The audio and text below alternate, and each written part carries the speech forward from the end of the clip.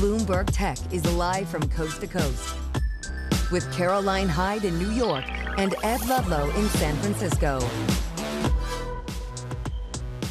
This is Bloomberg Tech. Coming up, tech earnings are in focus with Texas Instruments and AT&T already out and looking to Alphabet and Tesla after the bell today. Plus, the Microsoft SharePoint hack hits the U.S. Nuclear Weapons Agency as the tally grows of organizations breached.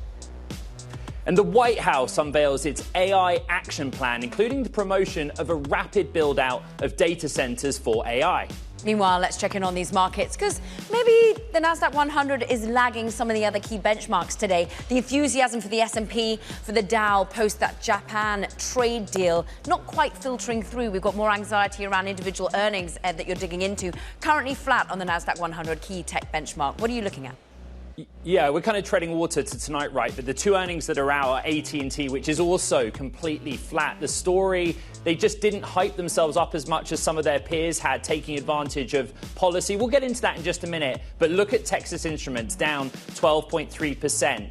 Do the math on tariffs. Maybe part of this, Caro, is that for a company that makes chips that go into basically everything, they can't do the math on tariffs. And I think that's where we go.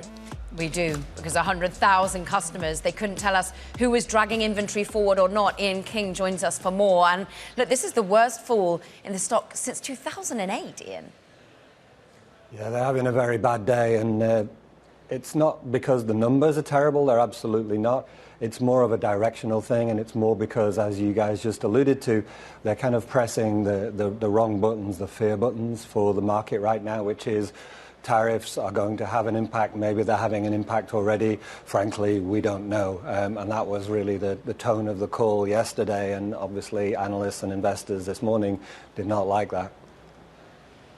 Ian, in your interview with CFO Rafael Lozardi, he basically said this idea, right? We have all these customers in all these different domains. It's hard for us to keep track. But executives on the call also talked about the idea that in the current period, the order data is quite strong.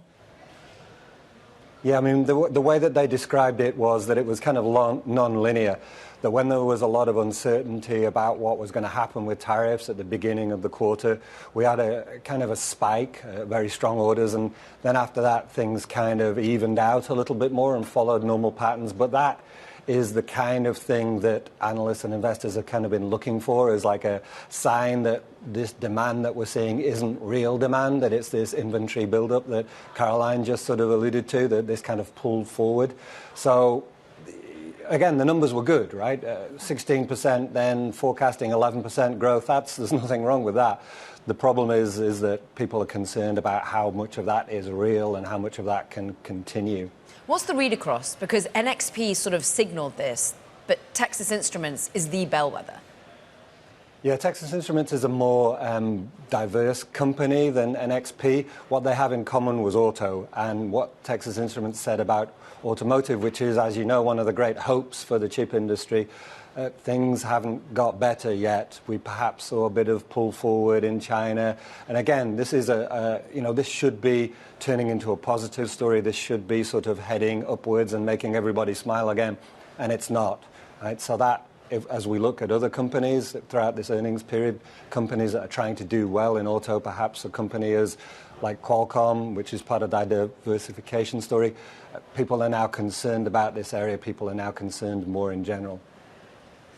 Bloomberg's Ian King, thank you very much. Another company that's out with earnings is AT&T. Shares had been slipping. They're now flat after the company reiterated a profit forecast that fell short of analyst estimates. Still, the company saw rapid wireless phone subscriber growth, adding 401,000 customers with the help of increased perks and incentives in the second quarter. For more, Bloomberg's Kelsey Griffiths is here in Washington, D.C.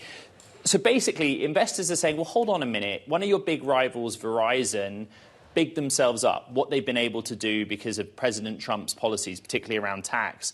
I guess the read across is that they're disappointed AT&T is not doing the same thing.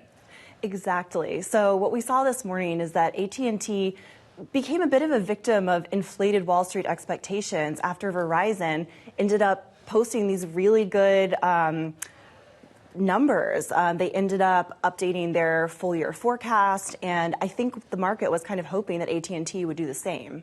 Now, AT&T did adjust their numbers a bit, but it wasn't anything as dramatic as we saw with Verizon. Meanwhile, what was dramatically better than Verizon was the amount of net adds they're making in terms of phone use, Kelsey. Just push us forward, therefore, on AT&T, perhaps what was baked in, because these stocks have run up this year. That's right. AT&T is on a really good growth trajectory, and they're seen as this pretty steady, growing business. They've been investing a lot of cash into their fiber subscriber ads, and although they were a little short of expectations this quarter, that is still an area where they're predicting massive growth.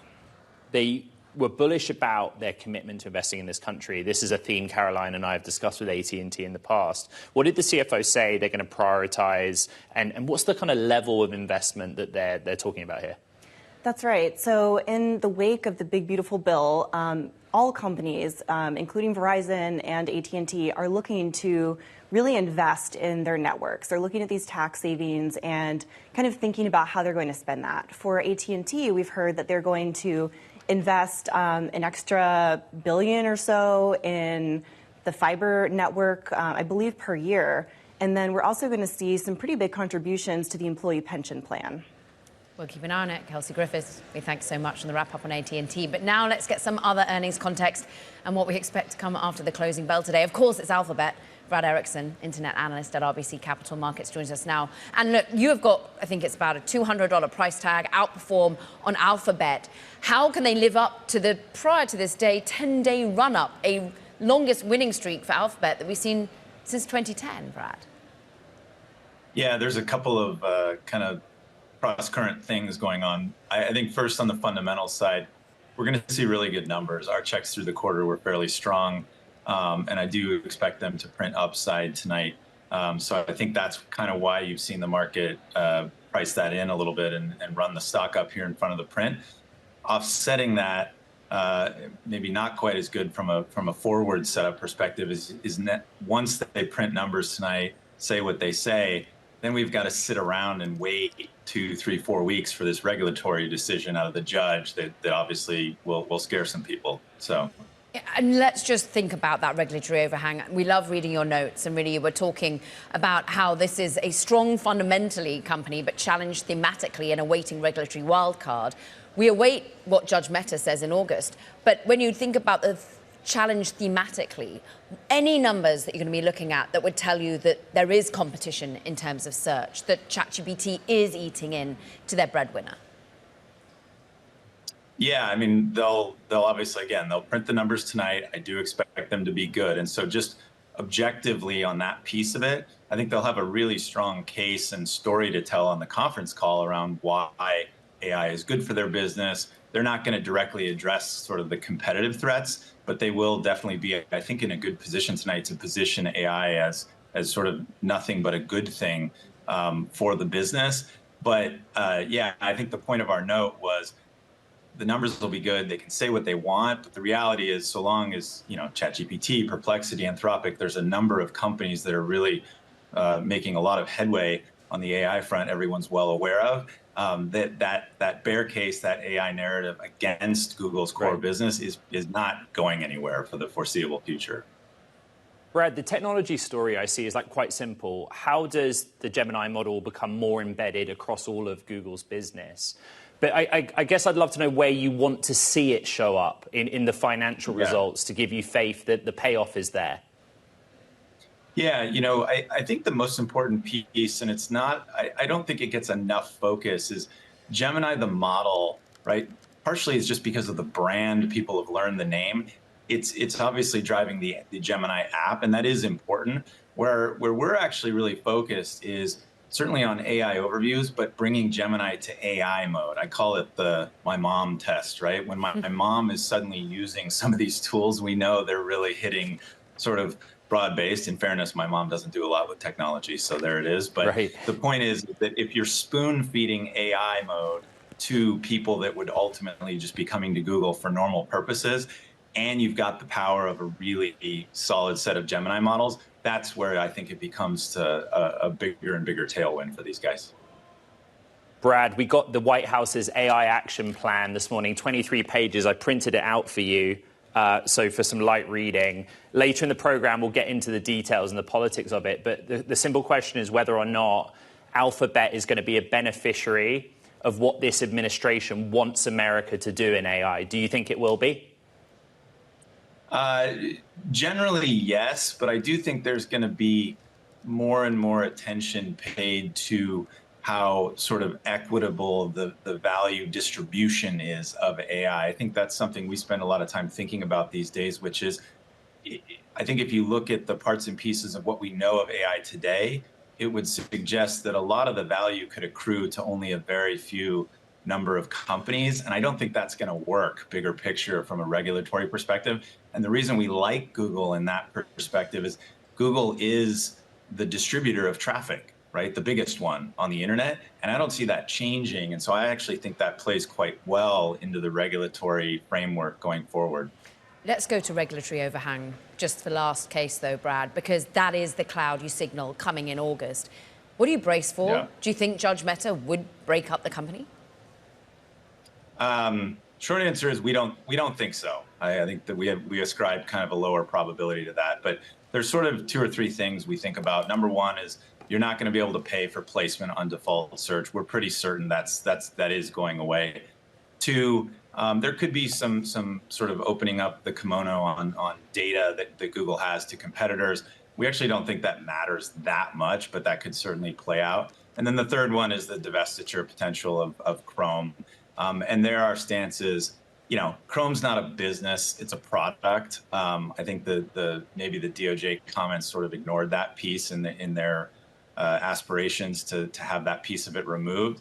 And so ultimately, they could force them to do that. It's certainly possible, but then you're introducing a whole other set of issues, as we've seen Perplexity, OpenAI, all these companies talking about opening browsers, right? It's clearly going to be very important for distribution. It seems incredibly arbitrary to sort of hand away Google's browser in the hands of another when they're saying that is going to be critical to the technology innovation here for the future. It would just be handing value away. So we see low likelihood of that happening. Brad Erickson, RBC Capital Markets Internet Analyst, pushing ahead to Alphabet after the bell. Thank you. The other name after the bell is Tesla. This is a stock that's down 17% year to date. It's up 0.5% in the moment. And the data, Caro, is like probably biggest drop in revenue for a decade year on year. But the street probably looking past that because it's not about selling cars anymore. It's not. It's about one man, really, and his vision. And let's just stick with Elon and Elon's empire. Because actually, look, you took a look at the language, the fine print included in the tender offer that's going on for SpaceX, right? And you noticed that there's a new little warning just tucked in there about his potential to get more involved in politics? Yeah, so what we saw was the risk factors section in the tender documents that valued SpaceX at $400 billion, right? And this is what it literally says. It acknowledges that Musk was previously a senior advisor to President Trump as part of DOGE, but also, this is the key bit, may in the future serve in similar roles and devote significant time and energy to such roles. The reason that's important right now and analogous to Tesla is that Tesla investors are also saying all we need to hear is that Musk is committed to the company and other companies, not necessarily what his political beliefs are. I think that's kind of what we're watching for. And look, he's been trying to signal that on X, right? He's sleeping, eating, repeating work amid a little bit of, like, childcare. Yeah, 7 days a week back at the company. But there's this big overhang about the America Party. And people on X are saying, will he even address the America Party thing during Tesla's earnings calls? That's the state of play right now, yeah. Well, we keep our eyes on it. More coming up right now on the Microsoft SharePoint hack, Ed. It's widening. Bloomberg is learning that a US agency responsible for designing nuclear weapons, they're among those breached. More on that next. This is Bloomberg Tech.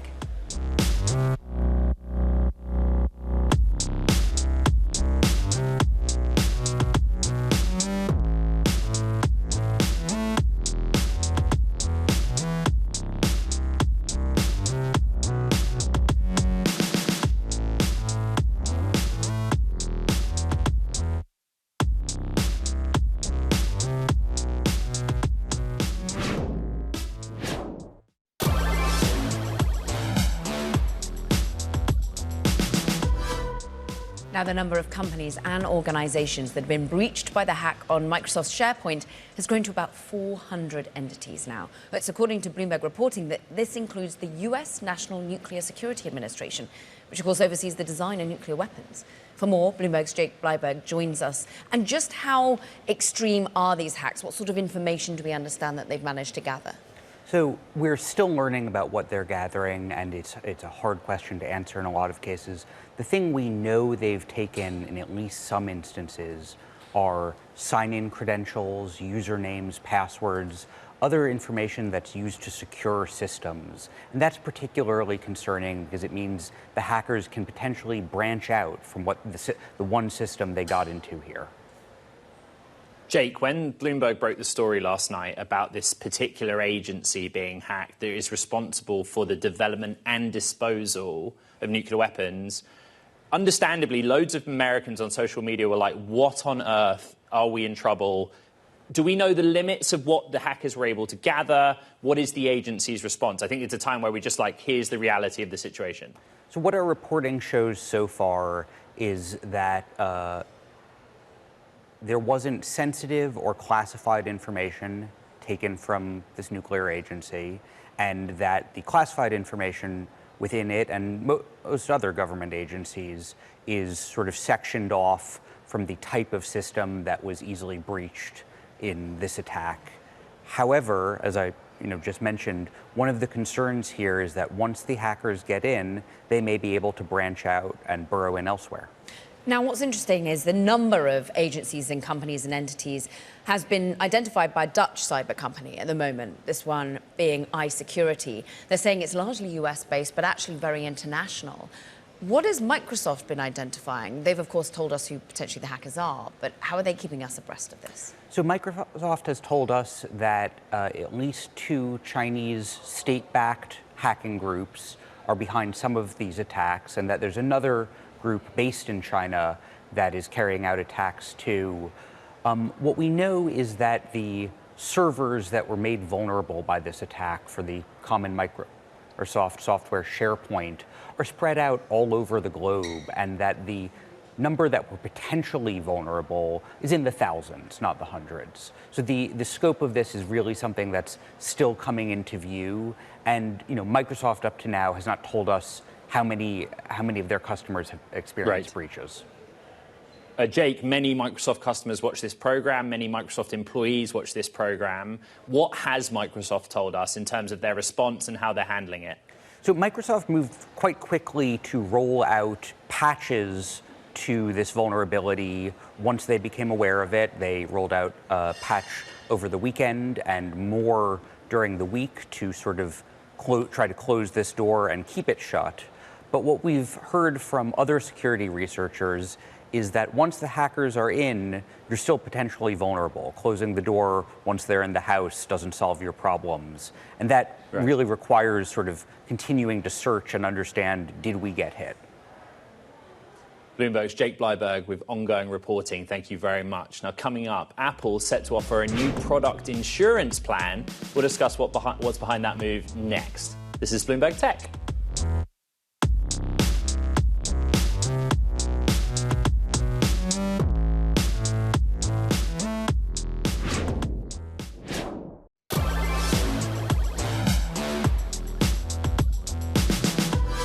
It's time now for Talking Tech. And first up, Uber is testing a ride option in the US that matches female riders and drivers. Now, the safety feature is already available in some international markets. The pilot will launch in Los Angeles, San Francisco, and Detroit in the next few weeks.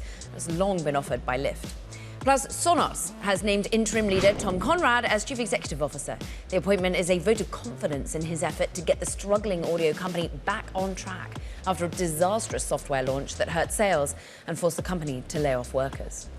And the UK's antitrust watchdog is proposing giving Apple and Google's Android so-called strategic market status. Now, the move would pave the way for regulation of their mobile operating systems, app stores, and mobile web browsers. Ed?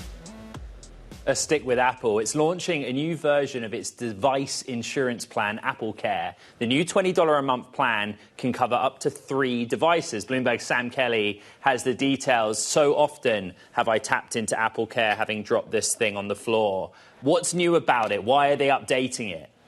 Hi, good morning. Yeah, so basically this new $20 a month subscription allows you to have 3 different devices of any different base model. So you could have a newer iPhone or a Vision Pro or an Apple Watch. And for $20, it will protect against spills, accidents, cracked screens. You can talk to somebody 24/7 if you have IT help, battery replacements.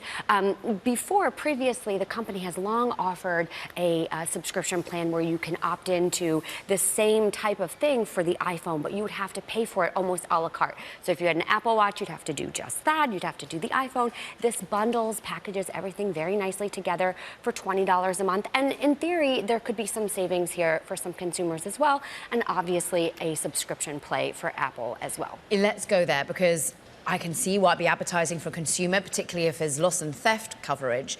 What is in this for Apple? Yeah, so this is a major play for Apple. Again, you know, devices and insurance isn't exactly, it doesn't sound sexy on the surface, but there is a major play here. So basically, the services division in general is Apple's second biggest moneymaker behind the iPhone. Not only is it the App Store, there's Apple TV Plus, there's Apple Fitness, there's iCloud. So here with AppleCare, you're able to you have 2 billion devices out there. This is people who maybe have 1 device insured, if that. This is money that they would be able to make, and it would, in theory, help offset some of the different challenges that they're seeing right now around the Apple Store, or lagging behind AI in certain areas against competitors, trying to drum up subscription sales in general. And this is money that potentially people might not be paying, but they might say, you know what, for $20 a month, if my phone breaks, if I lose it, maybe this is enticing enough for me to do it. Where are the limitations, though? For me, I think the off-putting thing is, yes, I can see you wanting to opt in if you're buying a new device, but then to get the older stuff that you already have insured, you kind of got to get it diagnostically tested, right? Yes, you do. So you have to go through a short, sort of several-minute testing to make sure that the screen is okay, the battery. They want to make sure everything is okay before your insurance, almost like health insurance. You want to make sure things are okay. But it does go back 4 years. So you might say, you know, I have a brand new iPhone, but I haven't bought an Apple Watch in quite a while. And so this might be a way for you to say, oh, you know, maybe I can opt into something a little bit more. Bloomberg's Samantha Kelly, great analysis. We appreciate it, making insurance sexy again. Meanwhile, coming up, AI leaders gather in Washington as President Trump delivers his AI action plan. Details next. This is Bloomberg Tech.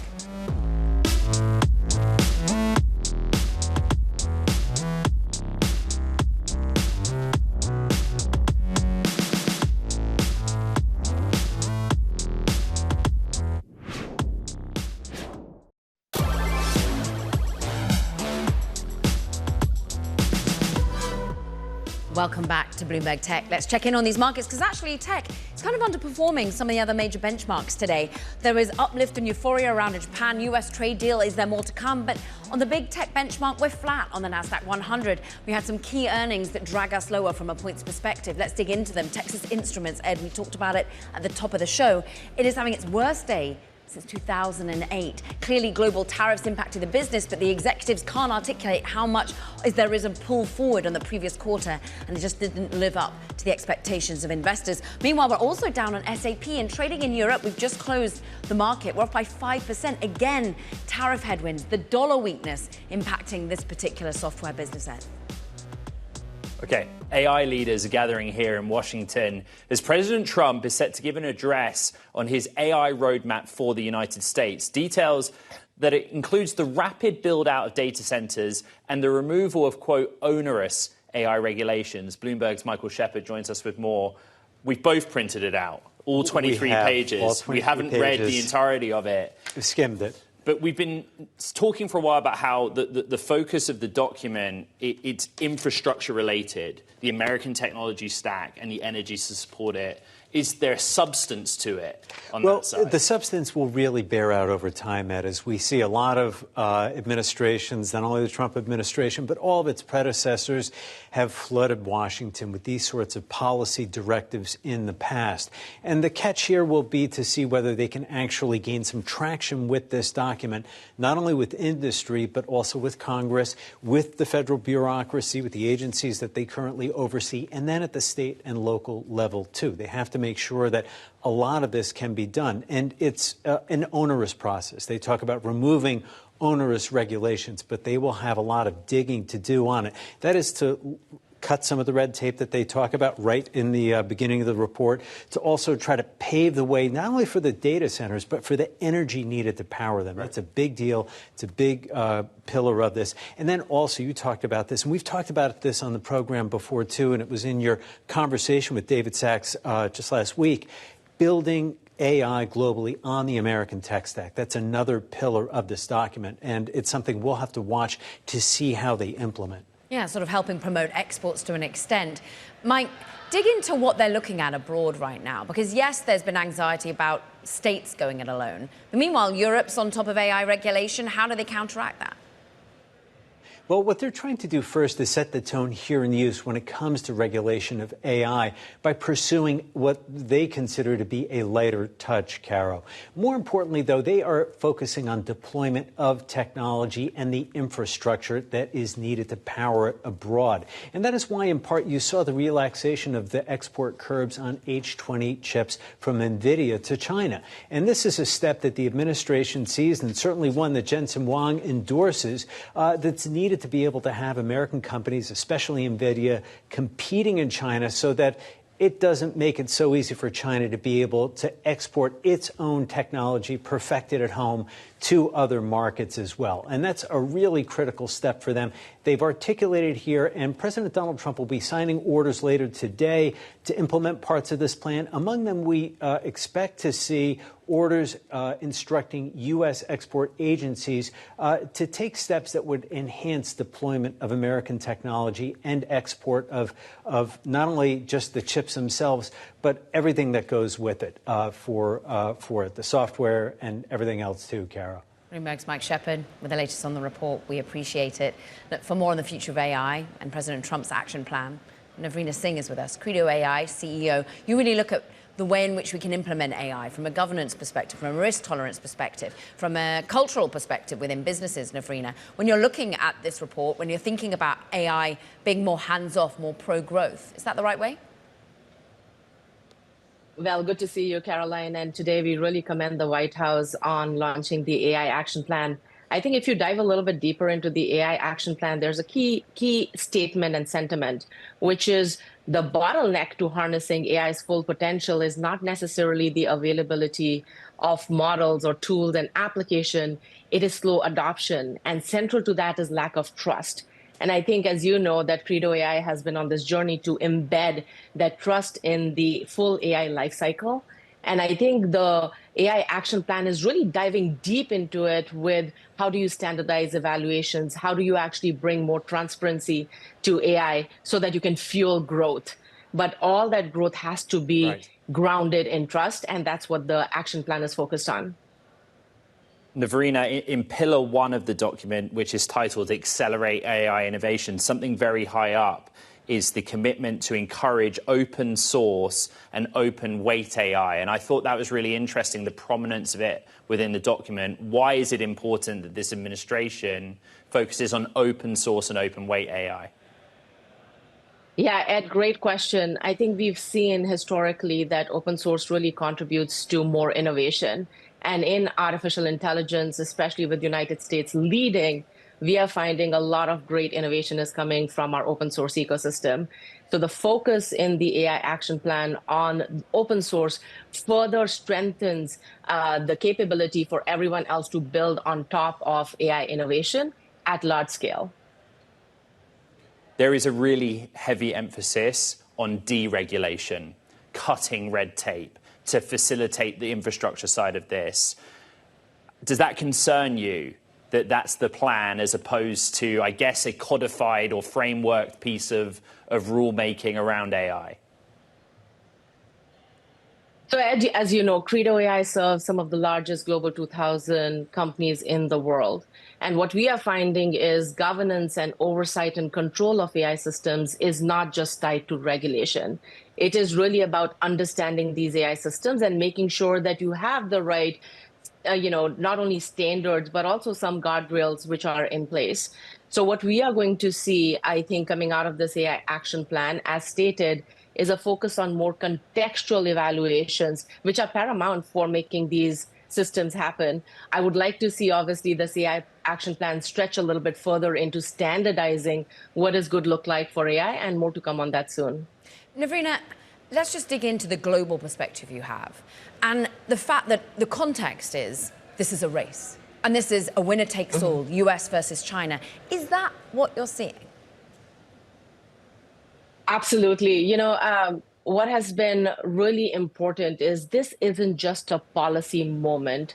I really believe this is a moonshot moment for US. And to continue leading in artificial intelligence, US will need to lead with trust. And that's how we are going to unlock the power of this technology. So this is an arms race. United States is leading, and it's going to be critical how we bring our allies and partners together on this journey by grounding them in trust, oversight, and right responsibility is going to be key. So when we go back to the open source question, that feels in reaction to what happened with DeepSeek and China. And ultimately, is that, do you think, where this sentiment is coming from? And what does that mean for the players here in the United States? Is it all in on Meta's viewpoint? Caroline, that's a great question. United States has been leading in artificial intelligence, and we will continue to maintain that leadership. The open source focus is a really pivotal one, because if we want to lead, especially with hard sciences in using artificial intelligence, building on each other's work has always been foundational to how open source works. So I don't think this is in reaction, but this is a continued leadership from United States perspective in terms of how we're going to lead in artificial intelligence. Navrina Singh of Credo AI, great to have you back on the show. Thank you very much. Now, coming up, the CEO of compliance startup Vanta joins us to talk about the company's latest funding round that raises its valuation to over $4 billion. I'm going to jump out and head over to Winning the AI Race Summit. Kara, I'll leave it with you for the rest of the show. This is Bloomberg Tech.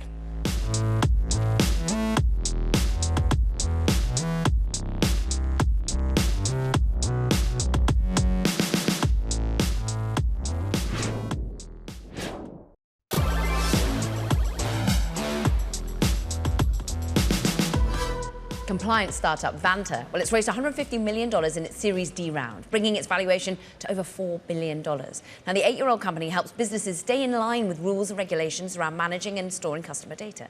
Vanta's CEO and co-founder, Christina Cacioppo, joins us now. So the $150 million, what does it help you do? It helps us continue to help our customers build and demonstrate trust across the internet.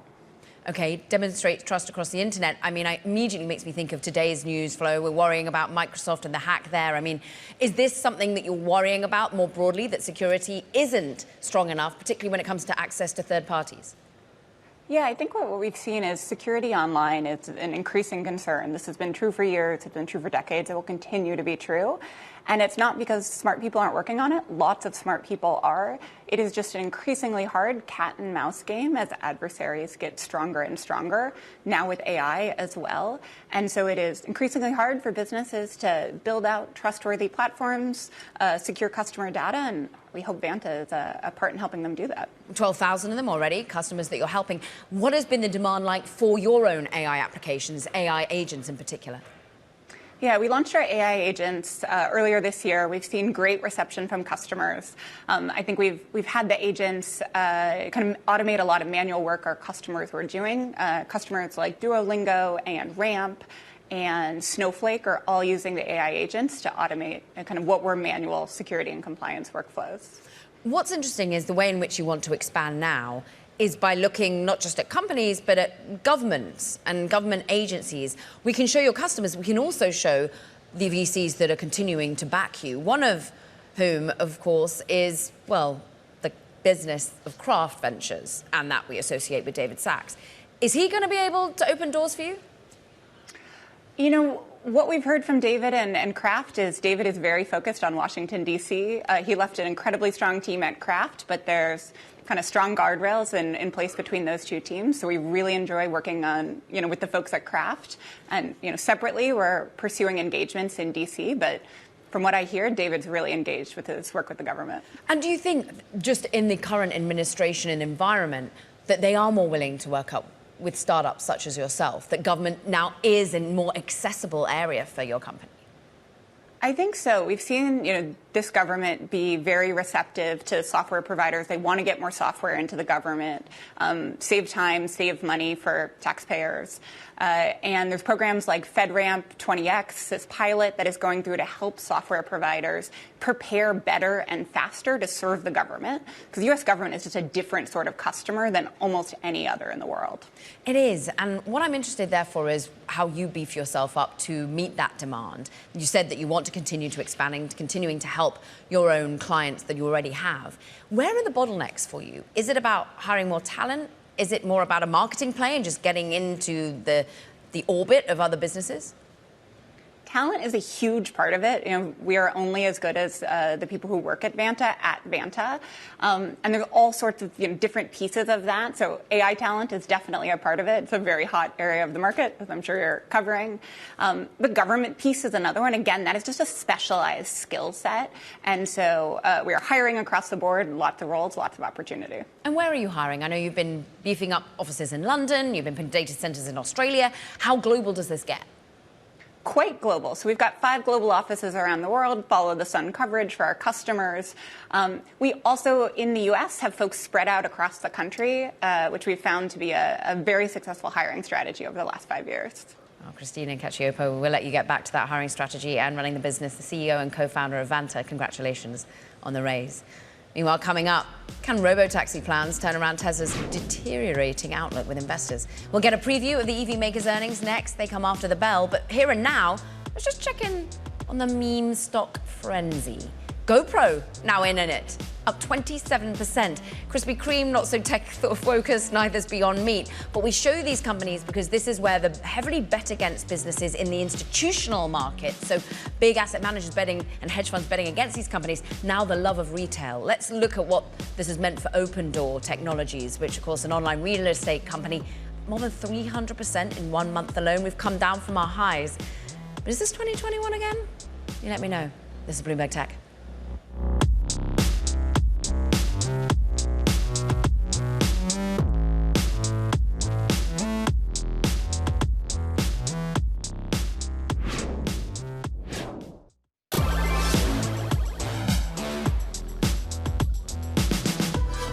Tesla, it is set to report earnings after the bell. The quarter was a busy one, with the re-engagement of CEO Elon Musk, the launch of the company's robo-taxi service in Austin.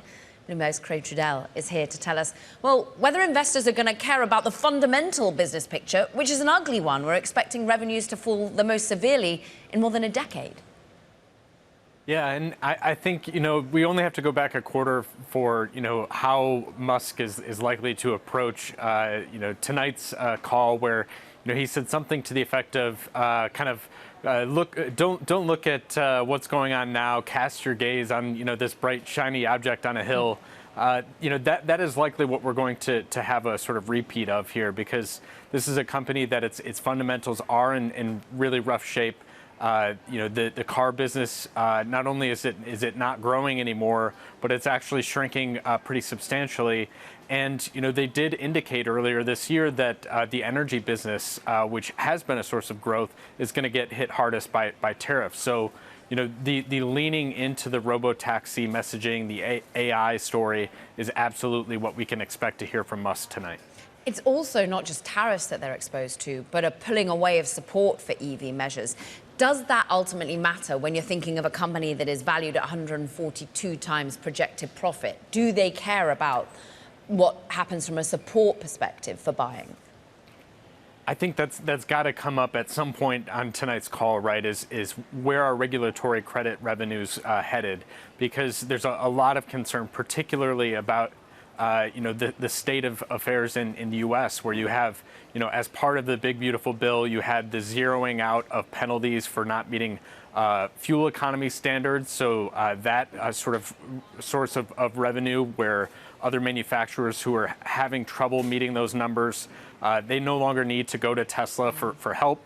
There's also the Trump administration going after the California ZEV mandate, and also on the EPA front, tailpipe emission standards. So really sort of across the board, there's less and less reason for Tesla's rivals to have to turn to Musk and say, hey, we need some help from a regulatory perspective.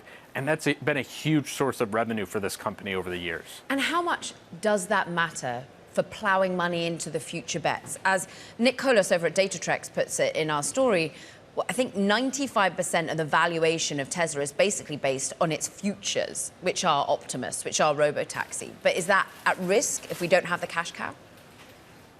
Yeah, I mean, we're talking, when we talk about just how much revenue, over the years, going back to, since this has been a public company, we're talking about over $12 billion. That's a substantial amount of money. And a lot of that is weighted toward just the last few years, where we've seen, steadily Tesla report more and more of this revenue. And so if and when you see that reverse, and also this company is no longer to generate cash from its car business because that is no longer growing, and yet it has all of these operations to tend to, with plants that are underutilized.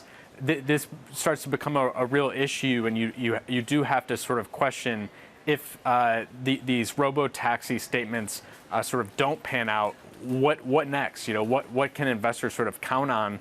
From Tesla to sort of steady things and get back to a state where you can feel comfortable putting that sort of multiple on this stock. Can they count on Elon being focused on the business? Credo, we thank you so much for looking ahead to after the bell. And look, let's continue looking there, because we've got IBM coming up as well. And it's flipping the script at the moment. This is once a relic of another era, and Big Blue is back, as our Brody Ford says. Look, let's just talk about how this company has steadily convinced investors that it can grow.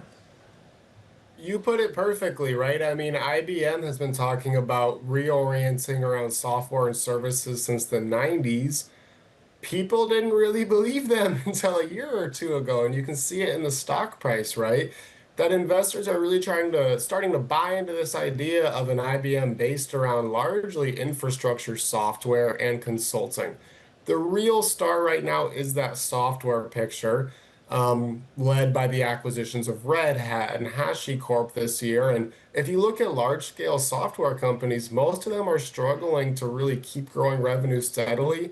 IBM is doing it, making a better profit picture, stickier business. Clearly, Wall Street is happy about it.